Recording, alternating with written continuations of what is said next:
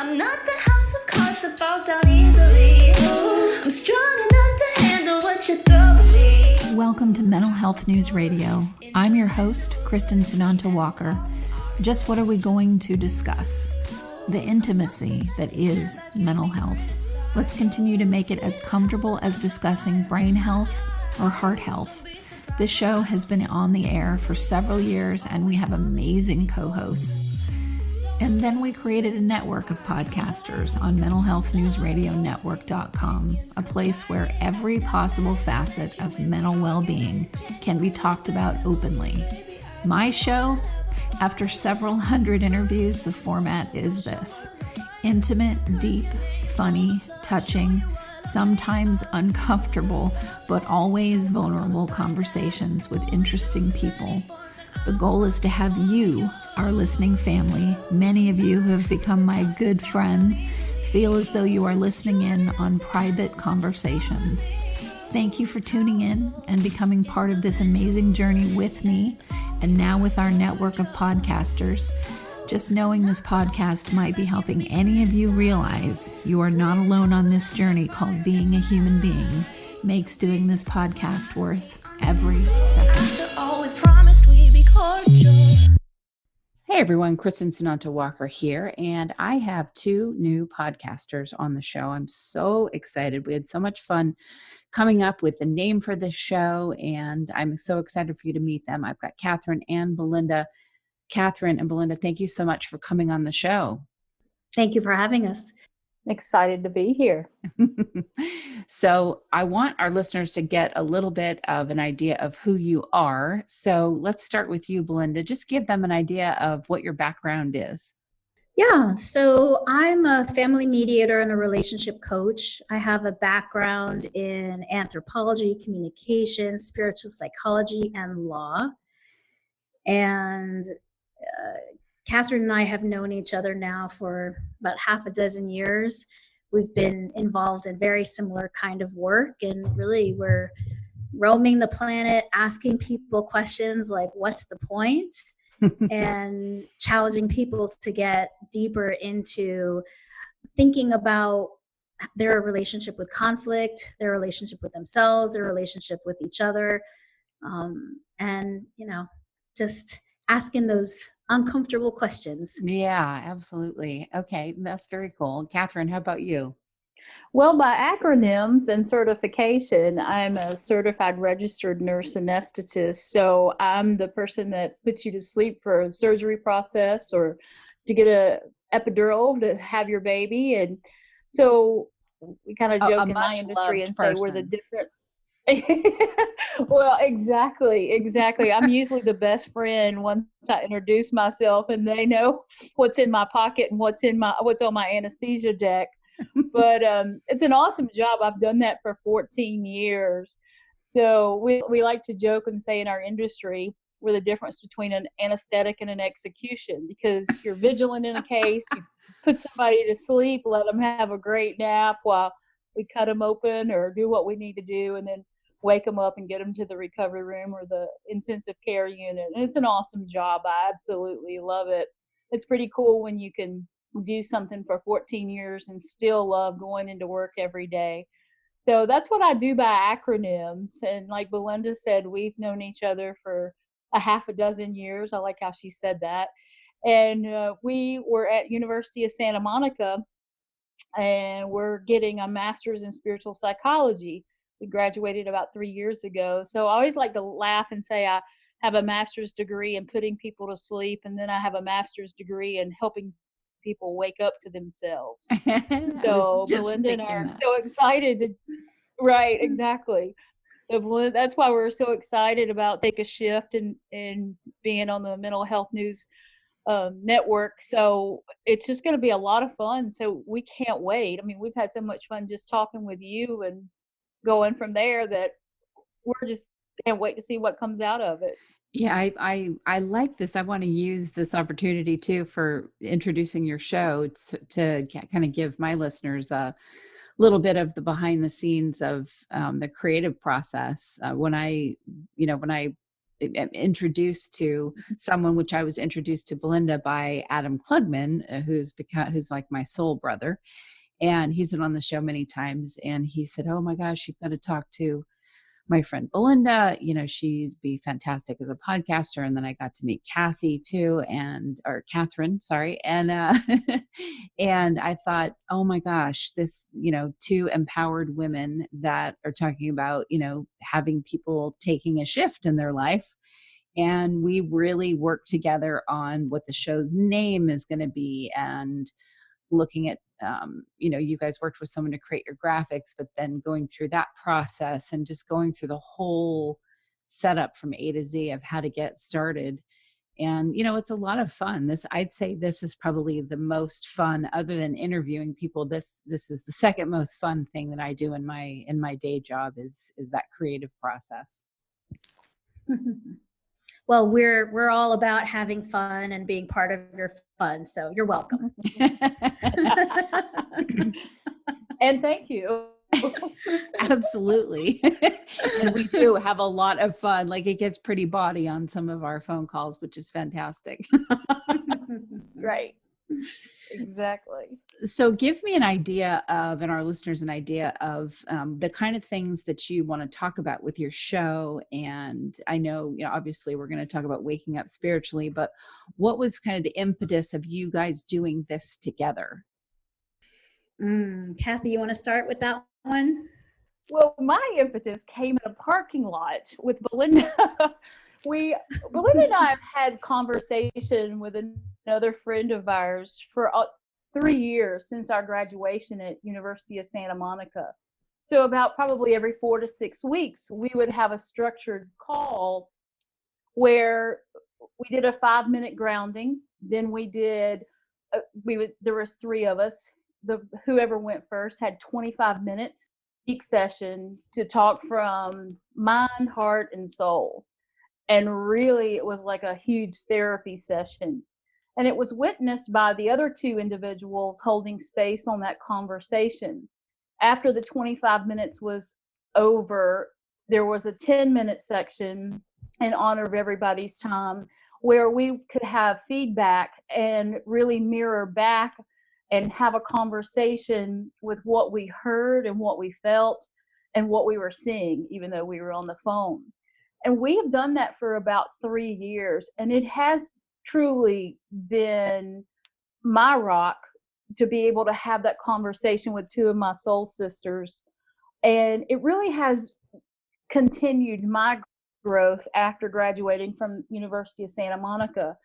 So that has been just a wonderful part of our relationship, a lot deeper as friends and soul sisters. And then, of course, I would fly to Portland, Belinda would fly to Dallas, and we would have those in-person sessions. And I've been sitting anywhere in a car, from a car to a bar to a restaurant, and Belinda has this precision, and she knows me so well. She has this precision about her to look into my soul and ask the questions to really continually wake me up. So I'm sitting in a parking lot one morning. We were scheduled for a call. I was running a little bit late. I'm like, no, I can talk here. We're fine. I'm parked under a shade tree. I'm good. So we're having a conversation, and she's like, hey, how about partnering up with this about let's take our conversations on the road, so to speak. And I had never been open to that. I never even crossed my mind. That was just something we did. That was called our therapy, our every 4 to 6 weeks calls. It was my grounding. And so it kind of just was born from there. I know Belinda's got a lot more details because she's done a lot more groundwork than I have. But I was just on the receiving end of this and was just like, well, gosh, that sounds fun. I mean, we have fun to begin with. So that sounds like a lot more fun. So let's do it. I listen to podcasts. Let's do it. So that's really where it started with me, as Belinda, of course, opening that for me. And, I would go anywhere with Belinda because I know her heart, I know her soul, and a lot of her mind. So I would probably go anywhere with her. So I'm like, I'm in. So let's do this. So that's when you and I started having a conversation, when Belinda would be like, hey, I want to introduce you to somebody. And that's how I came on board with this. So it's been a lot of fun coming into this, and no attachment to what the outcome is on our podcast or where we're going with it. But like Belinda said, if we're not having fun, we're not doing it. And it's going to be a blast. I can't wait. We've done it for 3 years, and we'll do it for 30 more, I hope. Belinda, how about you? The impetus for you wanting to do this and wanting to do it with someone. Because I know when we first talked to you, maybe we're thinking about doing it on your own, or did you always know that you wanted to do it with Katherine?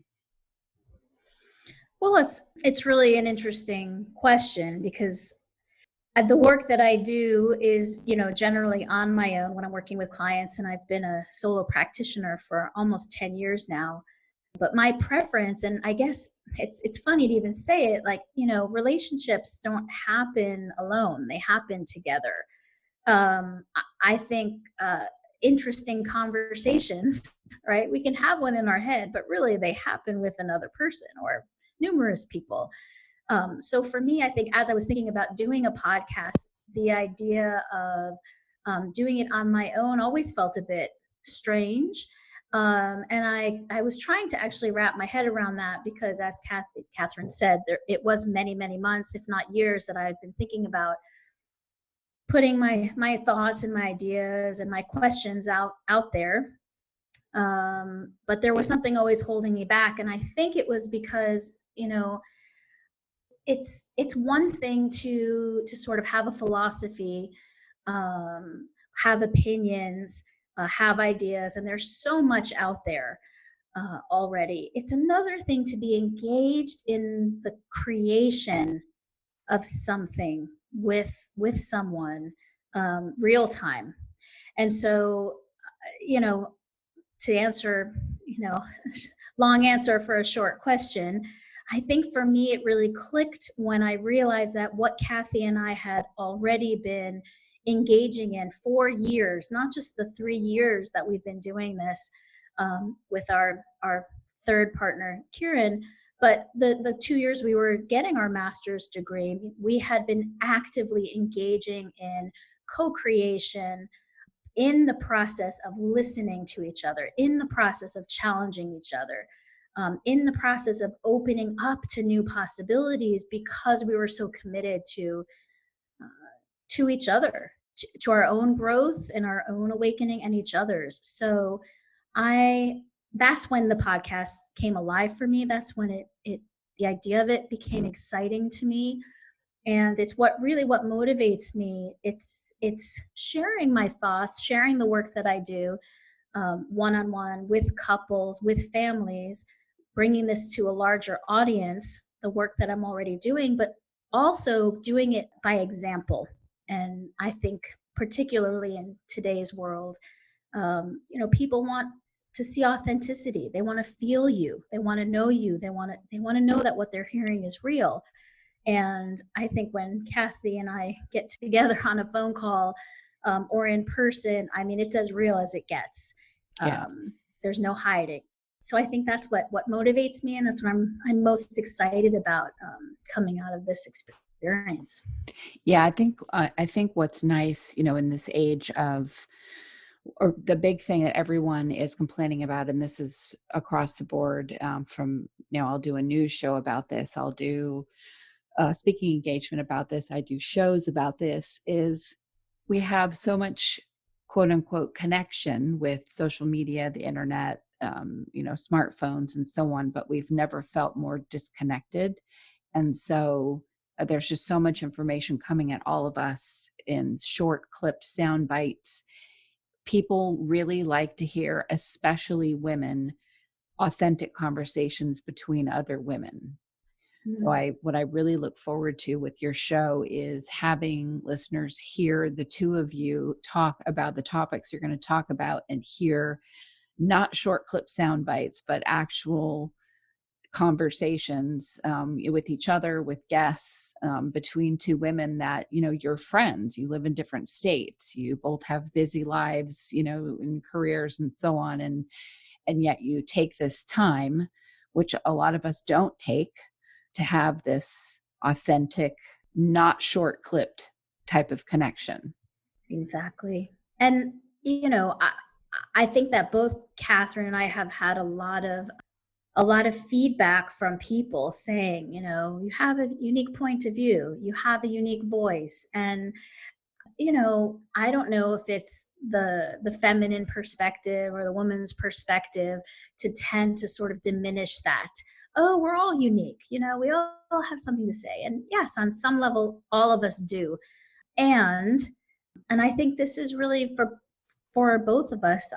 If I can speak for Catherine, I think that this is a moment for us to really take a stand in a more profound, more visible way, the kind of stand that we take every day in our personal lives, in our families, in our professions, in our communities, to take a stand and really share with people how some of the practices and the processes and the questions that we're challenging ourselves with every day that really support living what I like to call, you know, a well-lived life. This is always my sort of like my mantra, you know, that every day I'm thinking, how do I live this life better? Not a different life, not a hoping that I have something different, but how do I live this one well?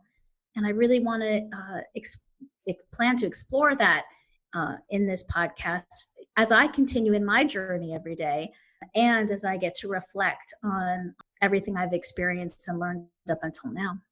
So Belinda and Kathy, you couldn't be more different in terms of my experience of you. I can see why, Belinda, you do the mediation piece, because you've got this calming, very tempered, let's look at both sides voice that comes in. And then Kathy is like, and not saying that you don't do this too, Belinda, but Kathy, you'll come in and your accent, I love. You'll come in hysterical. Sometimes, you know, my sense of humor for sure. And it's such a good mix of the two of you. For me, it's okay. This is what's awesome about having female friends, because you can be completely different in how you are to the world or even to yourselves, but you totally make it as friends. So what do you think about that, Kathy? Well, that is so very true. And I know that, you know, Belinda has always been one of my grounding forces. And when you find someone at a soul level, at a mind level, at a heart level, at a humor level, I mean, I can say anything and everything to Belinda, and I know it's going to be filtered through all those aspects. And the only thing that she comes back with is what's in her view, in her opinion, for my highest good. And I can tell you, it's so funny when we get off our calls, you always feel like you should write the other one a check, because you feel like you've been to church, to therapy. You feel like you've had your best girlfriend. I mean, you have all of those calls in one. Right. And, you know, I was told today, I did a speech today, and when I finished, I was told that I should be a humorist. And I'm like, well, heck yeah, I should be a humorist. That's how I get through a lot of my life, you know, with a lot of humor. And I think, you know, we can heal a lot of this pain in the world with some humor. And I just, Belinda's the same way. She likes to have as much fun as I do. I'm just a little bit different expression about that. And I probably say more bad words than she does sometimes. That's why we were laughing that we said each podcast is going to have the explicit label on it, because we do get real. We get real about how we're feeling and how it feels to feel what we're feeling, and what we think we should be feeling, and we get real about it. And so that brings out a lot of emotions. And the beauty of this is that you can have every single thing that you're feeling and have it out there and have it in this sacred space of not being just responded to, but really being heard and listened to, and then being responded to for your highest good. And that's what Belinda gives me. And that's what we hope to bring to this podcast. You know, as we are waking up, we continue to wake up. It's a lifelong process. It's part of this soul's journey and the human experience that we're having here while we're on this planet. And as we wake other people up, and there's nothing more fierce than a woman waking up. And Oh, as this yeah. planet wakes up, this feminine energy is waving through this planet, and women are waking up everywhere, and they are fierce. Yeah. Yeah. I know. I love the fierceness of it. Can you give my listeners, just think of an example of, for each of you, where the other one of you helped you with something where you really, had an aha moment or a wake up moment in one of your conversations? I have to go further back than that. I have to go to one of the first experiences I had in Catherine's presence was her standing up and giving an impromptu monologue, and she was larger than life. Um, it's sort of to answer the last question in this one. I think what I have to say about Catherine for me is, it's funny because I think we are really different. We're different people. It's why we're so excited about doing this, because we grew up with different religions. We grew up with different um, families of origin, stories, different parts of the country, different educations. And I'm just so excited about that. I think that that's one of the things that's, again, like just thinking about this time when there's so much out there about celebrating our differences and how our differences are what makes us stronger. I think that that's one of the things that we will be highlighting um, throughout this podcast. But I started learning from Kathy and started experiencing the power of her presence from that first moment that I heard her speak. And I don't want to give away the story that she told that day, because we will definitely talk about that. And I really want her to tell her story.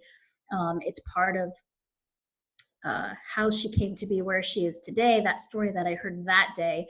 But I think for me, what has been present from that moment and then every moment since then is a level of commitment to the inquiry, a level of commitment to her own.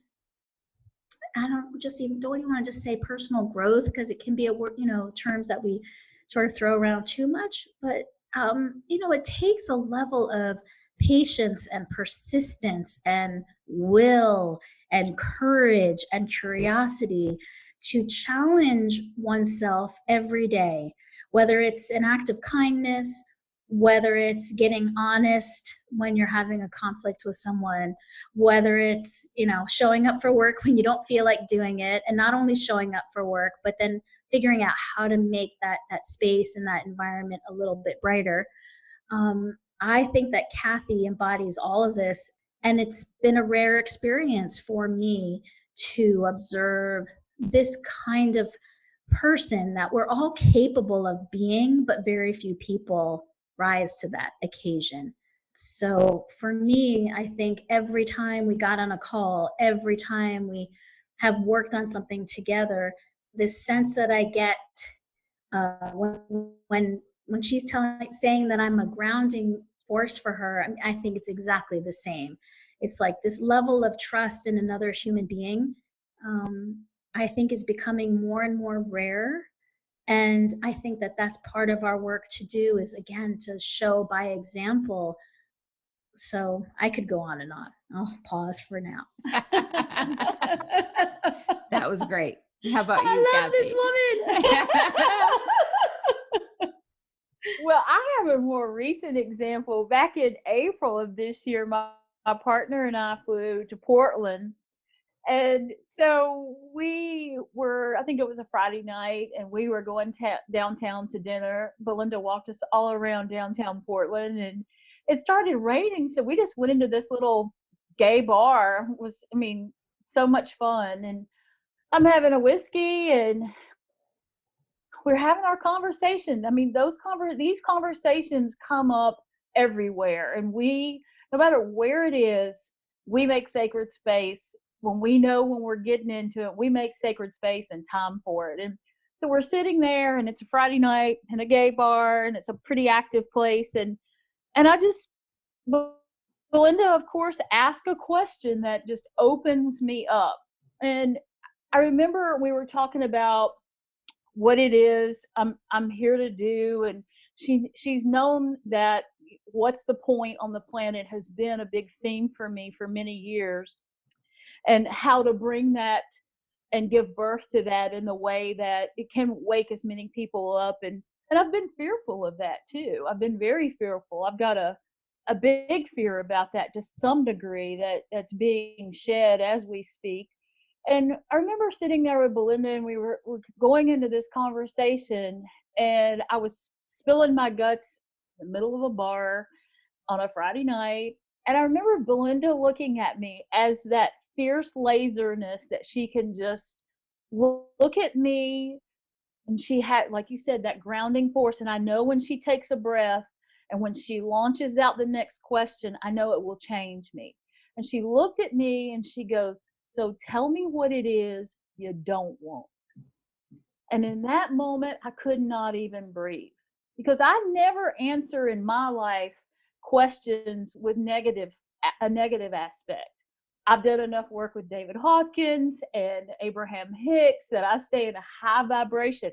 And I've never thought about answering my own question or answering the questions I have and what I don't want. And I mean, it shocked me. Here I am, 54 years old, and I had never answered a real question in that way. And that one question that she lasered into me, because she so hears what's going on, where I'm at, and she cut right through it and told me, tell me what it, or she had the question of, tell me what it is you don't want. And I think I told her for weeks after that, as I answered the question more and more, and I layered that down more and more and became so clear on that, it was several months later, it became very clear on that of what I didn't want, to where I could really, really dive into what it was I did want. And so that is just that's just one Friday night at a gay bar in Portland, having whiskey, raining outside, and having a conversation. And the way she can come in and laser that into me, and I will go into it on the show of how it shifted me, and really what came out of that one small question that she just took a moment and asked that for me. And it's one of the reasons we're here now. So just that's just a small example that's happened in the last, couple of months, about asking the right questions to really getting the most authentic answers. And that's what she does for me. And that's what this show will do, because we're going to discover that together, as we have always discovered that together in our phone calls. Now it's just called a podcast. Tell me about, guests. Have you thought about, are there certain people that you guys would like to, I know you're not always going to have a guest on, but when you think about having a guest on your show, who would they be? What would be dream guests that you'd have on, and why? I know for me. The first go one. ahead, Kathy. What'd you say? I said, you go ahead, girl. Did you say Oprah? I did not. Okay. Well, I tell Belinda, since we've opened up to this podcast, I'm like, I just need you to envision us sitting under the oaks with Oprah being interviewed about Take a Shift. So that's one thing that I would really love to have a conversation with, because she has been pretty instrumental in all our lives, I guess.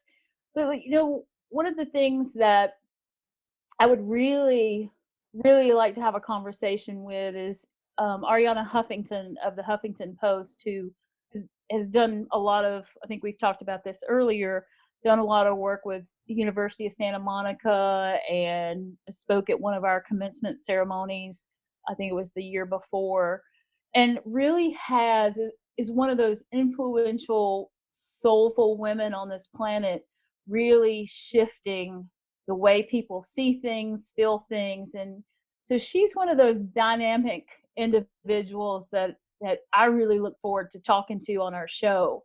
One specific person is no longer on the planet. She was always on my bucket list, but that was Maya Angelou. So we just have to meet her at a soul level. But Ariana Huffington is probably one of my top people I would look forward to when we get to interview her. Okay, how about you, Belinda? Yeah. For me, I mean, Esther Perel, who's my sort of relationship guru at the moment. I think she embodies a lot of my personal philosophy I've learned from her, and adapted some of what I do to her perspective on relationships and healing and repair. I think Kathy and I have already talked about going to India to sit with the Dalai Lama. So I would love to ask him some really poignant questions, and perhaps he'll have some for me too. And of course, Brene Brown. I think not only because I admire her and I've read all of her books multiple times, and the TED Talk that she gave, that is, the example of vulnerability and authenticity, but her whole story, and I think why I admire her so much is because she really walks the walk. And so I think that would be a fascinating discussion to have too. But I mean, I'm excited at the idea of having some incredible conversations with thought leaders and people who are out there having huge impact. At the same time, I'm also really interested in inviting people to the show who are interested in being in this inquiry with us. People who would listen and be interested in maybe bringing a certain challenge they're having in their lives, a relationship conflict, or maybe they're not happy with their work, or they're asking themselves what's the point, and having conversation, to get down and dirty and uncomfortable, and see what that feels like to be in a conversation where we're on as much as that other person is on, and we're just again engaged in this co-creative process of discovering who we are, and shifting into our most profound and authentic expression of who we are. I love it. I love it. I can't wait to hear the conversations and what the two of you are going to come up with. And there's an air of mystery around it for me, but I know there is for you too, because you haven't done your first show yet. Mm-hmm. Right.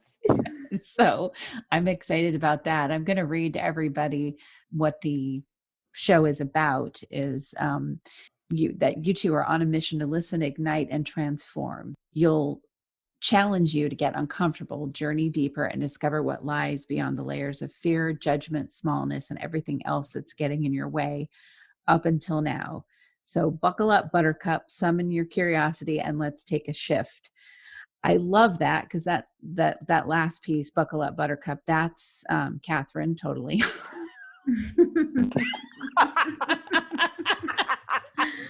Yeah, we knew that, right? I'm just not that witty. No, it's not that. It's such a perfect example of how different. This is why I love co-hosting with people, because someone was asking me the other day about the network. They were like, well, I don't know, we were talking about egos, and I felt like I was getting to this place where I felt like I was having to defend myself. And I kind of was with who I was speaking with. And then I went, wait a minute, I don't have to defend myself to anybody. I was telling this to myself in my head, just take a step back. They might be sort of prodding for that in the way that they're asking a question, but that doesn't mean I have to go there. And I thought, I for a long time, I didn't stand up for myself. And then I went the pendulum swung way to this other side. And then I was like, in your face with people. And then I came back to a happy medium. And I sort of walked back to that place of not really saying anything, which I think can be wisdom and age, because sometimes it's like, okay, this person obviously needs to be right. I don't care about, getting in a fight about something. It's not worth the airtime, so forget it. But sometimes you do have to just say your piece. So I said, if I was all about my ego, I would not have ever created a network. It would all be just my show, my show, my show. I would not be about inspiring other voices. So do I have an ego? Yeah, of course. We all do. It's something you wrestle with your whole life. But I said, I don't, I know that it doesn't walk 10 feet ahead of me into a room. And I have a really good example of that in my life. And it felt really good to just, what? Sometimes you can just say, all right, I'm going to say something this time. You know what I mean? Mm-hmm. Well, and so if you're being in your truth, then you got to speak it. Yeah. At the end of the day, I mean, and when you and Katherine both before talked about being fierce, women and their fierceness, that's what it is, right? It's like it's time to stop playing small. It's time to stop holding back, and I think the planet is shifting, and we're starting to get better at knowing the difference, like you were saying, between what is the ego, what's just feeling, bad and tender and kind of wants to hit back because it's uncomfortable, and what's the truth, and navigating that line, which I think for, a lot of people on the planet, they don't quite know that line yet, but some of us do, and we're learning. Absolutely. Kathy, your thoughts on that? Well, I don't know who, I could Google it real quick, but speak even if your voice shakes. And, in my 20s and 30s, I was a big boundary buster to where I was in 12 years of sales. I was a national director of sales for my company, got on a plane to go to work more than I did a car. So, and I didn't have a bit of problem asking and telling people what I needed. And I realized that I wasn't a bully per se, but I busted a lot of boundaries. And I don't think mine was so much ego. I think it was out of fear of not being able to get the job done or be recognized, or I always felt small, and so I had to really make an impact. And of course I was in a man's world, in the sales world. So, and I really come to learn in speaking your truth in a very loving way. And that's something I admire about Belinda, because as you talk about a very grounded individual, Belinda always gathers her thoughts before she speaks. And then when she speaks, she's like E.F. Hutton. When she speaks, you listen. And that is something I've always admired in not only Belinda, but other people. And that's something I'm learning how to do. And it's, the ego is a part of us. The ego is part of our survival. And the ego has no place for vulnerability. And yet that's where soul is in that vulnerable state. And you get to realize that, I think it was, who was it, Belinda? Michael Singer, that wrote The Untethered Soul, that talked about you don't have to tangle with everything that comes through your field of vision and through your eyesight and through your ear sight. And I've really learned how not to tangle, and you really realize this is somebody else's perspective. It's not your journey. And that book really did help me. I don't know how many years ago I read that book. I read it before we even read it at USM.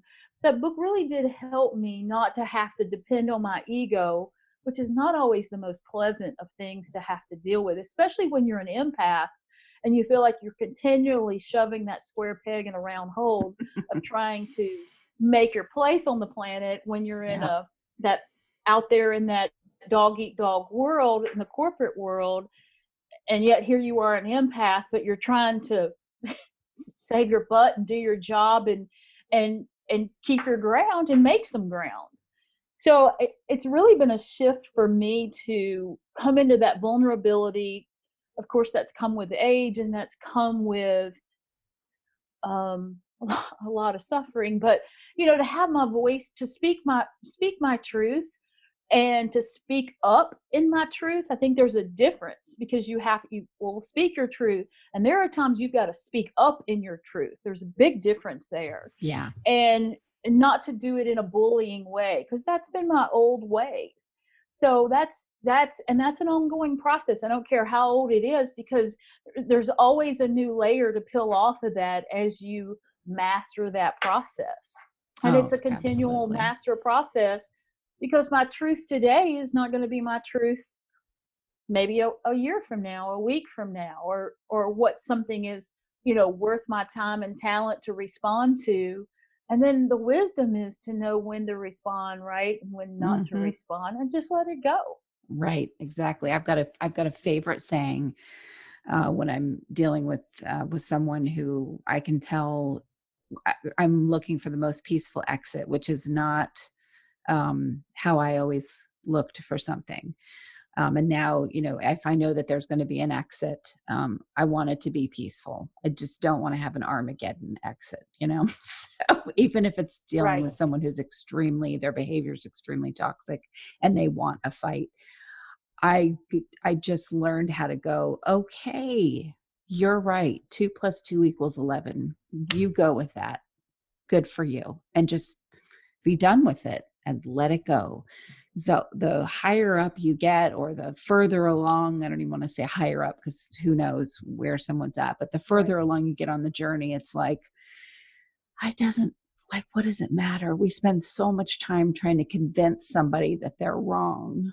And the reality is, as you get older and wiser, and what we just talked about, what do you want to pick up and, take with you, what's worth what kind of energy output. At the end of the day, I go, does this really matter? Does the fight about this really matter? I really would rather have peace and just move on. So if somebody wants to, and that's a boundary. That's a true boundary, right? Yep. And learning too that yes, there were times that you needed to be stronger or more forceful or whatever. And I think in a lot of ways, that's you learning how to use your voice, and you're practicing using your voice. And for a while, you need to be louder than you normally would be about using your voice, because you're practicing. And then you don't have to be quite so loud, because you're comfortable with your voice. Well, and I think, to add to that conversation, I think take a shift. We're saying it so seriously today, but we've been laughing about it. Our Take a Shift podcast is inviting us to an even bigger conversation about this. I think Kathy was mentioning before the mental, the emotional, the physical, and then the spiritual. And we haven't talked too much about that in this call, but this idea of having a bigger and bigger container within which to hold, as well as experience what our experience is on the planet. And so in any given moment, we can be tapping into one of these areas of how we operate in life. We're in our emotions, we're in our thoughts, which could be our judgments, which could be our defense mechanisms. We're in our physicality of our experience. We may want to leave, we may want to stay and fight. I mean, we're having all these experiences. And then there's this layer that is really a layer on top of all of those that I think we will talk about many, many, many, many times, which is this word called judgment, and how much we are in this continuous judgment, assessment, sort of mind battle of what is and is not happening. And often this conversation, certainly the judgment conversation, is in the good, bad, right, wrong context. And so, take a shift I think one of our goals is we're going to have those conversations, but we're going to have a bigger one too, because there's something to be learned at that level, right? Maybe, for someone, it's the first time that they speak up. Maybe they had to speak up 100 times, and then they start looking at how can they do it a bit differently. Okay, now that they're doing it a bit differently, maybe there's a question now that they want to ask about, what is this teaching me? What's the opportunity here? Why do I keep attracting the same kind of person, the same kind of situation? Wow, that never happened to me before, right? I have often found one of the things that I laugh about with myself is when I hear people being spoken to in certain ways, and I'm shocked, and I think nobody has ever spoken to me in that way. And then I wonder, why doesn't anybody ever speak to me that way? And then I, sit with myself and sort of have a conversation about that. It's curious, right? It's like really getting curious, and how much, again, like richer life experience can we have when we can experience something in the moment. One of my favorite quotes is that we don't learn from our experiences, but we learn from reflecting on our experiences.